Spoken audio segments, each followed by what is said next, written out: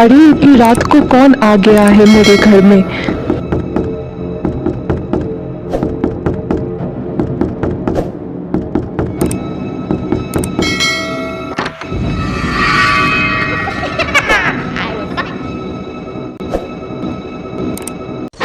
ये समय 70 के दशक का था, जहाँ बरेली नाम के गांव में बहुत गर्मी पड़ गई थी और इसी वजह से लोग आंगन में सो रहे थे रात को।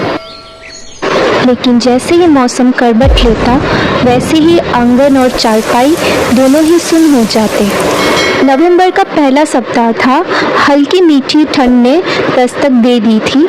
मोहन जिद पे आ रहा था, उसको अपनी बिस्तर बाहर लगानी थी। मोहिनी अपनी बेटी की बात खूब समझती थी।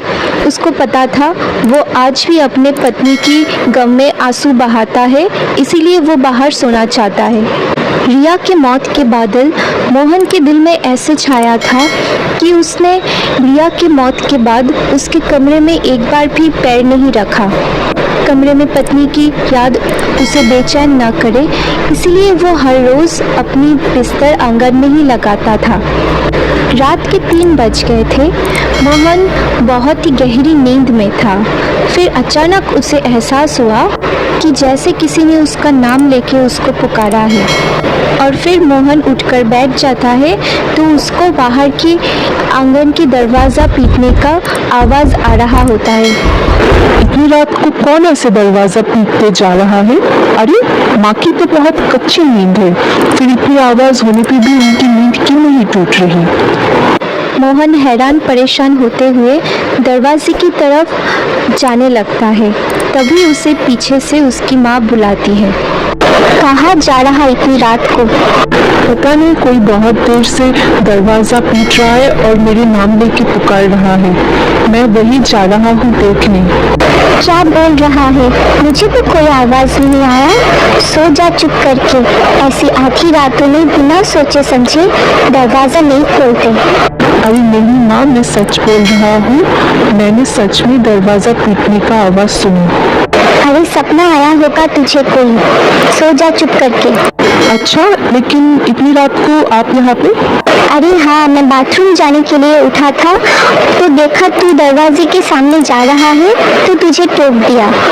मोहन फिर से अपने बिस्तर पे सो गया, लेकिन इस बार जैसे नींद उसकी आंखों से चली गई थी।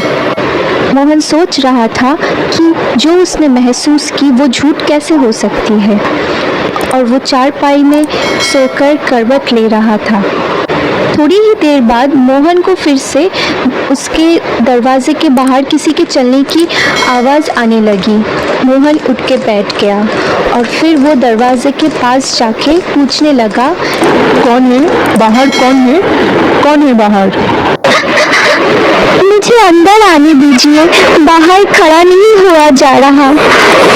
कब से आपके नाम पुकार रही हूँ, लेकिन आप हो कि दरवाज़ा खोल ही नहीं रहे। किसी औरत की करुणामयी आवाज़ सुन के मोहन ने दरवाज़ा खोल दिया। कोई महिला घूंघट ओढ़े उसके दरवाजे के सामने खड़ी थी। मोहन उसको लाके अपनी चारपाई में बैठा देते हैं। क्या जी, आप भी मुझे नहीं पहचाने? आप इतनी जल्दी भूल गए मुझे? रिया, रिया ये तू ही है ना? मैं तेरी आवाज कभी गलत नहीं सुन सकता। तू ही है ना ये रिया? मैंने आपको कितना पुकारा और आपने फिर भी दरवाजा खोला नहीं।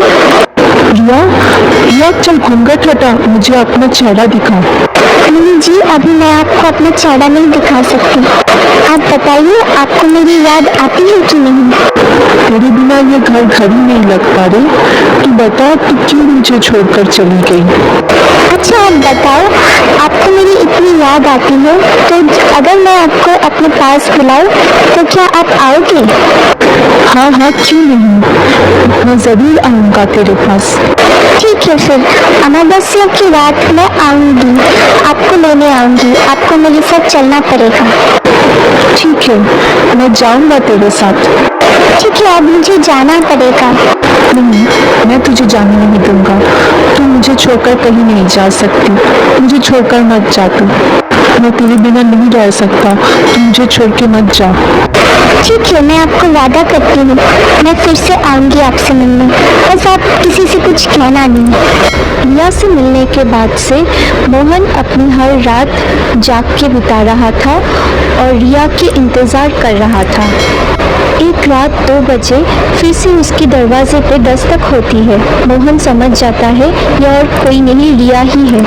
वो फिर से दरवाज़ा खोलता है और फिर रिया को अंदर लाके दोनों बातें करने लगते हैं। पता नहीं आज बार बार नींद क्यों उजट रही है। एक बार बाहर जाके मोहन को देख के आती हूँ। बाहर आके मोहिनी देखती है उसका बेटा जो पूरा दिन अपने मुंह से एक भी शब्द नहीं निकालता, वो किसी के साथ बड़बड़ किए जा रहा है, लेकिन उसके सामने कोई है नहीं। मोहन चल अंदर चल, यहाँ पे क्या कर रहा है और किससे बातें कर रहा है तू? हाँ, आप चिंता मत करो, मैं यहाँ पे अकेला नहीं हूँ, रिया है मेरे साथ, मैं उसी से तो बात कर रहा हूँ। क्या रिया? रिया कैसे आ सकती है? लो, वो चली गई। तुम्हारे यहाँ आना उसे अच्छा नहीं लगा, तुमको गुस्से से देख रही थी। अपने बेटे के मुंह से ये सब बातें सुन के मोहिनी के पैर से जैसे जमीन खिसक गई थी। किसी तरह अपने आप को संभाल के वो अंदर जाके अपने पति को उठाई और वो बोली, आपको पता भी है कुछ? आपका बेटा बाहर आंगन में अकेले सोता है, वो क्या कर रहा है? इतना बोलते ही उसको चक्कर आ गया और फिर वो जमीन पे गिर गई।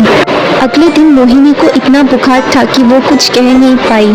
फिर शाम होने तक उसका बुखार थोड़ा सा ठीक हुआ तो वो मोहन को बुलाई और फिर बुला के वो बोली कि आज से तू आंगन में नहीं सोएगा, तू हम लोगों के साथ यहीं पे सोएगा। और तुझे मैंने बोला था ना हनुमान चालीसा की पाठ किया कर। तू सच सब बता बेटा, क्या तुझे सच में वो रिया दिखाई देती है? माँ, तू जीते जीते उसे जीने नहीं दिया, अब मरने के बाद तू उसे चैन लेने दे। और मैं बता रहा हूँ, अगर कोई मेरी और रिया के बीच में आया तो मेरे से बुरा कोई नहीं होगा। वैसे भी बस 1 हफ्ते की बात है, उसके बाद मैं यहाँ नहीं रहने वाला। क्यों, कहाँ जा रहा है? पागला तो नहीं हो गया है तू? जा रहा हूँ अपने रिया के साथ। वैसे ही इस घर में अब मेरा मन नहीं लगता, जहाँ वो रहेगी मैं भी बाहर रहूँगा।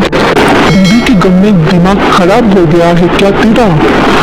अरे रिया मर चुकी है, अब वो कोई इंसान नहीं रही, अब वो प्रेत बन चुकी है और मरे हुए के साथ फिर से मरा नहीं जाता। खबरदार, अगर आप लोगों ने एक शब्द और बोला तो। फिर अचानक मोहन की आंखें लाल हो गई और उसका सुर भी थोड़ा बदल गया और फिर मोहन बोला, जब ये मेरे साथ जाना चाहता है तो तू कौन होता है हम लोगों को रोकने वाला? मोहन को ऐसे देख के उसके घर वाले सदमे में आ गए थे और उसकी ऐसी रूप देख के दोनों में से किसी को हिम्मत नहीं हुई कि उसको कुछ बोले। उसके बाद से मोहन 2 दिन अपने कमरे में ही रहा और फिर अकेले अकेले बात करने लगा। 2 दिन से उसने कुछ खाया पिया नहीं। छोरे की रंगढंग देखी है आप जी, लगता ही नहीं कि हमारा छोरा है। पूरी तरह से उसकी बस में आ गया है वो। मुझे तो लग रहा है कि वो रिया उसे लेके ही जाएगी। कुछ करो वरना हाथ धो बैठोगे अपने छोरे से। रिया मोहन की पत्नी और मोहिनी की बहू थी। 16 की उम्र में वो बहू बन के इस घर में आई थी। पति से उसको प्यार तो मिला, लेकिन सास की नज़र में वो हमेशा खटकती रही। कारण था रिया का निसंतान होना। रिया का 13 बरस बीत गए थे, लेकिन अब तक कोई खुशखबरी सुनाई नहीं दी थी, जिसके कारण सास उसको बहुत खरी खोटी सुनाने का कसर नहीं छोड़ती थी। रिया और मोहन की शादी की सालगिरह थी। रिया ने 16 श्रृंगार करके बैठी थी और फिर वो लोग पूजा करने जा ही रहे थे कि उसके सास ने फिर से पीछे से टोक दिया। पूरी घोड़ी लाल लगाम, 13 बरस में औलाद तो पैदा नहीं कर सकी, बस रोज रोज दुल्हन बनना है इसे। मेरे तो भाग्य फूट गए। ऐसी सूखी बेल मैंने अपने घर में लगाई कि मेरे घर की हरियाली को ही खा गई। अरे ऐसी कौन सी खुशी दे दी तूने शादी करके, जो तेरी सालगिरह मनाऊं मैं? दुल्हन बनी फिरती है बड़ी। मैं तो कब से कह रही हूँ दूसरी शादी करके अपने वंश वेला आगे बढ़ा ले, लेकिन ये छुआ तो जैसे बुकाई के बस में हो गया हो पूरा। मैं तो कहती हूँ मर भी जाती ना तो भी तेरे से पीछा छूटता, दूसरे बहू लाते हम फिर तो बच्चे की किलकारी सुनाई तो देती इस घर में। तेरे जीते जी तो ये छोरा किसी और से शादी करने से रहा। सास का कहा हर एक बात आज रिया की दिलों को छल्ली कर रही थी। उस पर से मोहन की चुप्पी उसके सब्र का इम्तिहान ले रही थी। और फिर यानी रोने लगी। जब सास की ताने उसके बर्दाश्त के बाहर हो गए तो वो घर से बाहर निकल गई और जाकर सीधा कुएं में कूद गई। और फिर रिया को बहुत देर से ढूंढने के बाद उसकी लाश उस कुएं में मिली। और फिर उसके बाद से मोहन ने ऐसी चुप्पी साधी कि आज तक उसने उतना कुछ बोला ही नहीं। रिया की मौत के बाद उस कुएं के आसपास कुछ अजीब व गरीब घटनाएं होने लगी।